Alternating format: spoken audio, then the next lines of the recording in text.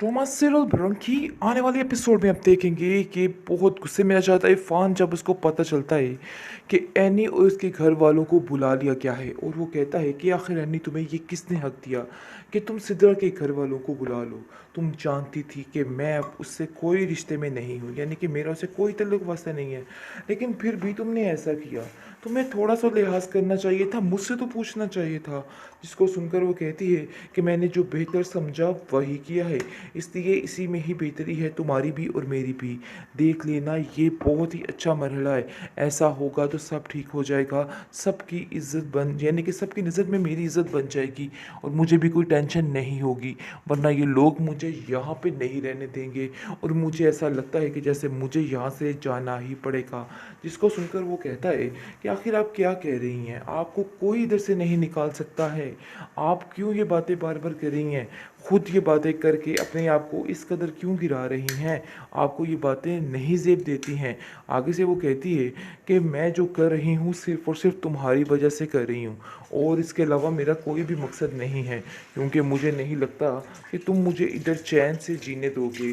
मैं जो कुछ देख रही हूँ वही कर रही हूँ, क्योंकि मुझे साफ साफ तुम्हारी माँ ने कह दिया है तुम यहाँ से चली जाओ, क्योंकि जब तक तुम यहाँ पे रहोगी सारे मामलात ख़राब होते रहेंगे।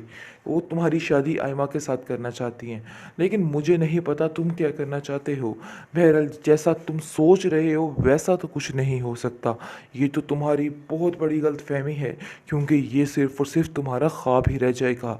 मैं बस चाहती हूँ कि बस सिद्रा इस घर में आए और ये सारे मसले हल हो जाएं, और ताकि मैं भी सुकून के साथ यहाँ पे रह सकूँ। लेकिन फिर भी मुझे लगता है कि तुम्हें ये बात रास नहीं आई, तुम्हें ये बात हज़म नहीं हो रही कि मेरा सुकून आ जाए, यानी कि मुझे सुकून मिल जाए। पर कोई उंगली उठाए और मेरे बारे में कोई भी बात करे।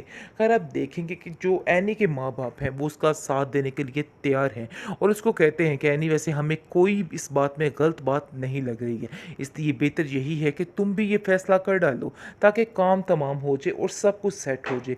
तुम नहीं जानती कि आने वाला वक्त तुम्हारे लिए कितना मुश्किल हो सकता है और इन सब चीज़ों का हल सिर्फ और सिर्फ एक ही है। तुम किसी की फिक्र मत करो, फाखरा बहन की तो बिल्कुल ही ना करो, क्योंकि वो तो आप लोगों का भला कभी सोच ही नहीं सकती है, इसलिए उसकी टेंशन लेने की कोई भी ज़रूरत नहीं है। अपने आप को तैयार करो और इन लोगों की टेंशन लेनी छोड़ दो, क्योंकि ये लोग कभी किसी के सगे नहीं हो सकते हैं। इसलिए बेहतर यही है कि अपने दिमाग को थोड़े काबू में लाओ और सेट हो जाओ और छोड़ दो इन लोगों की सोच को। जिसको सुनकर वो कहती है कि नहीं, मैं फैसला कर चुकी हूँ कि मैं सिद्रा के साथ ही अब अफान की शादी करूँगी। लेकिन जनाब अफान कहाँ मानने वाला है, अफान कभी भी इस बात के लिए राज़ी नहीं होगा, क्योंकि अफान ने पूरे पूरे दिल के साथ उसको छोड़ा था और अब उसके दिल में कोई जगह नहीं है उस लड़की के लिए। ये बात बिल्कुल भी समझ नहीं रही। दूसरी तरफ एमल जो है वो अब जलील होना शुरू हो चुकी है, क्योंकि उसने जो जिद बांध चुकी है अब वो उसके पीछे लगी हुई है। लेकिन ये चीज़ उसकी सास को बिल्कुल पसंद नहीं आ रही और वो कहती है देखो शहरयार, अपनी बीवी को समझाओ, मुझे नहीं लग रहा है कि ये लड़की ज़्यादा देर तक यहाँ पे चल सकती है, क्योंकि इसकी हरकतें आए दिन काफ़ी अजीब होती जा रही है और ये लड़की हमें खुद इस बात का एहसास दिला रही है कि इसकी गोद खाली है। इसको ये काम नहीं करना चाहिए, इसका दिमाग बिल्कुल ठिकाने पे नहीं है।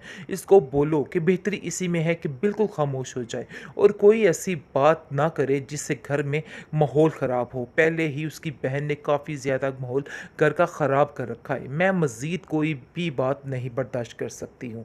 आगे से आप देखेंगे कि वो उसको समझाने की कोशिश करते हैं, लेकिन वो उल्टा उन पर ही बरस पड़ती है और कहती है कि ये मेरी ज़िद है, मैं ये करके ही दम लूँगी। बेहतरीन ड्रामा सीरियल बरंग की नेक्स्ट आने वाली एपिसोड इंटरेस्टिंग से भी इंटरेस्टिंग होते जा रही है। तो नाज़रीन आपको बताते चले कि जिस तरीके से अफवान पीछे पड़ चुका है यानी कि और उसको बार बार एक बात के लिए तंग किया जा रहा है, लेकिन ये बातें देख के काफ़ी ज़्यादा उदास और परेशान हो जाती है नहीं, और कहती है कि नहीं, मैं ये परेशानी है, ये मैं ये बदनामी मोल नहीं ले सकती हूँ। इसलिए वो साफ साफ अफान से कहती है कि देखो अफान मियाँ, मैं तुम्हें पहले ही समझा दूँ कि ये काम बिल्कुल ख़त्म कर दो, क्योंकि मैंने अब तुम्हारे लिए जो रास्ता चुन लिया है बस वो ही चुन लिया है। यानी कि तुम अब बस तैयारी करो और सिद्रा के घर वाले बस आते ही होंगे तो तुम्हारा काम मैं फ़िक्स करूं, ताकि मेरे ऊपर से ये टेंशन जो है ये उतर जाए। जिसको सुनकर अफान काफ़ी हैरान होता है और कहता है कि आखिर कैसे तुमने इतना बड़ा फ़ैसला खुद से कर लिया और कैसे सिद्रा जैसी लड़की को तुमने इस घर में बना लिया? मेरी मर्ज़ी पूछी तक नहीं। आगे से वो कहती है, शायद ये तुम बात भूल रहे हो कि वो तुम्हारी ही मर्ज़ी थी, लेकिन अब तुम्हें पता नहीं क्या हो गया है। देखो, इस तरह से मर्ज़ियाँ बदलने वाला इंसान बिल्कुल भी नाक़ाबिले बर्दाश्त होता है और मुझे ऐसा लग रहा है कि जैसे जो कुछ तुम कर रहे हो, बिल्कुल गलत कर रहे हो। आगे से अब देखेंगे कि आयमा कहती है कि कभी किसी पे तुम अटक रहे हो और कभी किसी पे तुम अटक रहे हो। मुझे तो यकीन ही नहीं आ रहा कि आखिर ये क्या करना चाहता है। वैसे भी मम्मी किसी और के लिए कभी भी नहीं मानेगी, क्योंकि वो ना तो राज़ी है एनी के लिए और ना ही सिद्रा के लिए। इसलिए उसको सिद्रा की भी तकलीफ़ पहुंची और कहती है कि एनी, तुम ज़्यादा उसकी माँ बनने की कोशिश मत करो। जो फैसला करना है मम्मी जान ने वो कर लेंगी, यानी कि खाला जान ने वो कर लेंगी। तुम्हें परेशान होने की कोई भी ज़रूरत नहीं है, इसलिए तुम अपना दिमाग चलाना बंद करो प्लीज़। जिसको सुनकर आप देखेंगे कि वो एनी को कहती, यानी कि आयमा को कहती है कि तुम अपना बकवास बंद करो, यानी कि तुम अपना मुंह बंद करो। तुमने बहुत बोल लिया, बहुत टेंटा कर ली। मैं तुम्हारी बातों से अब तंग आ चुकी हूँ और अब मैं किसी को इजाज़त नहीं दूंगी कि मेरे ऊपर कोई उंगली उठाए और मेरे बारे में कोई भी बात करे। खैर, आप देखेंगे कि जो एनी के माँ-बाप हैं वो उसका साथ देने के लिए तैयार हैं और उसको कहते हैं कि एनी, वैसे हमें कोई इस बात में गलत बात नहीं लग रही है, इसलिए बेहतर यही है कि तुम भी ये फैसला कर डालो ताकि काम तमाम हो जाए और सब कुछ सेट हो जाए। तुम नहीं जानती कि आने वाला वक्त तुम्हारे लिए कितना मुश्किल हो सकता है और इन सब चीज़ों का हल सिर्फ और सिर्फ एक ही है। तुम किसी की फ़िक्र मत करो, फ़ाखरा बहन की तो बिल्कुल ही ना करो, क्योंकि वो तो आप लोगों का भला कभी सोच ही नहीं सकती है, इसलिए उसकी टेंशन लेने की कोई भी ज़रूरत नहीं है। अपने आप को तैयार करो और इन लोगों की टेंशन लेनी छोड़ दो, क्योंकि ये लोग कभी किसी के सगे नहीं हो सकते हैं। इसलिए बेहतर यही है कि अपने दिमाग को थोड़े काबू में लाओ और सेट हो जाओ और छोड़ दो इन लोगों की सोच को। जिसको सुनकर वो कहती है कि नहीं, मैं फ़ैसला कर चुकी हूँ कि मैं सिद्रा के साथ ही अब अफ़ान की शादी करूँगी।